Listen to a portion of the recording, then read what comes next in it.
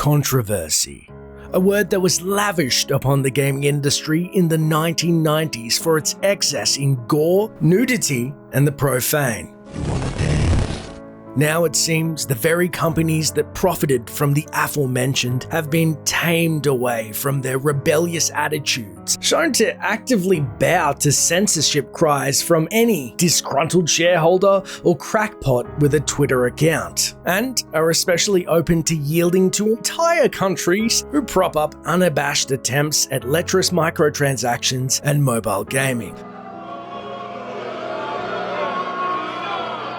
Do you guys not have phones? Yeah, you guys all have phones, right?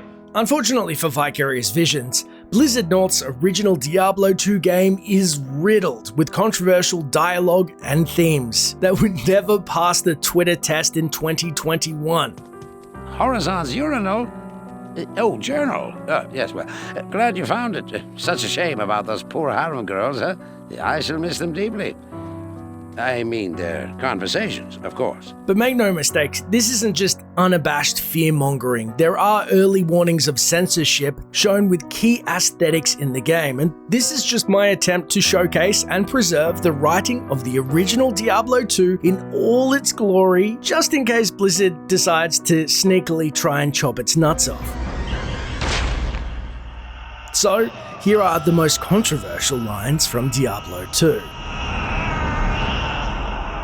Starting in the unforgiving docks of Kurast, we find Alcor, the alchemist, and his forked tongue's first target, which is the bulky mercenary leader, Ashira. The muscle-bound mage can be found a stone's throw from Alcor's hut. Sporting a snake wrapped around her neck and not much else, Alcor reveals her potential, although probably false secret to her physique. Oh, Ashira's a good customer.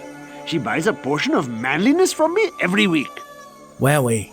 Imagine that kind of trash talk in a post-posy trans world today. Next on the agenda is the assassin, Natalia. Originally added to the game to hint at the assassin class and presumably not as Asian as the assassin class has been switched during the remaster. Regardless, Alcor has a few choice thoughts about her demeanor, though I couldn't actually make this dialogue trigger normally, unfortunately, but here it is. Yes, Natalia is a cute girl. However, I think she could use a special potion. Let me see here.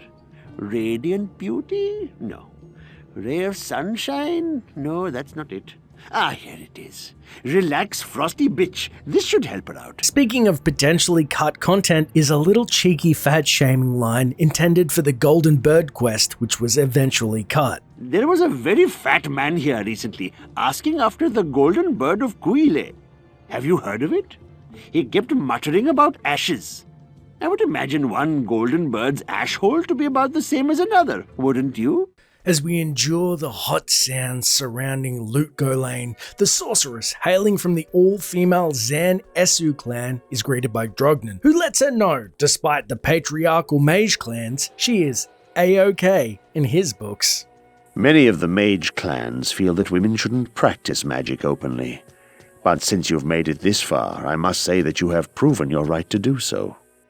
Next on the list is the taboo topic, sex workers. If there's one thing that 2021 demands, it's respect women's bodies, their right to choose, and sex work is legitimate work. Unfortunately for Jaren, the young ruler who harbored the harem guilds in his palace to shield them from the terrors invading the town, only to have them slaughtered regardless, everyone and their dog in town has a few choice puns to make about the unfortunate harem girls. I miss the brothels that used to do business here. You know, all of the ladies fled to the palace as soon as the trouble in the desert started. You'd think that they could at least come out once in a while now that Grays and his men have things relatively under control. News of the tragedy in the palace is spreading fast. How awful. And to think this whole time I thought Jaren and his guards were in there playing with the harem girls. Let's not forget that young Jaren used a love potion, which I assume would charm a woman against her voluntary will to fall in love or allow questionable acts to occur. Now, young Jaren used to purchase minor love potions from me, hoping to win the favors of the harem girls. But now that the girls have taken up residence in the palace, she doesn't come around here anymore.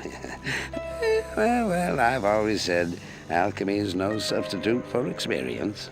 And finally, at the rogue encampment, the ever-lecherous Geed shows his love of misogyny, sharing a few gems in his travels, such as, You're a brave soul. I'd sooner thrust my sacred scepter into the foulest carbuncular troll than set one boot into that cave. Just as an aside, we all know what sacred scepter is a metaphor for, but carbuncular troll loosely translates to warty prostitute. Wowee. I would sooner micturate in a tankard of my own ale than journey to Tristram. Also, micturate means urinate. See you again. Wareve was kind enough to let me... Ah, Kane is here. Another customer.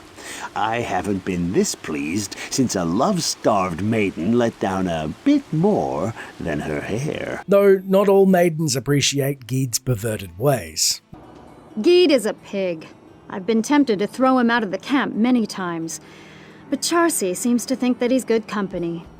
I don't trust the man, but if she is comforted by him, then I'll desist.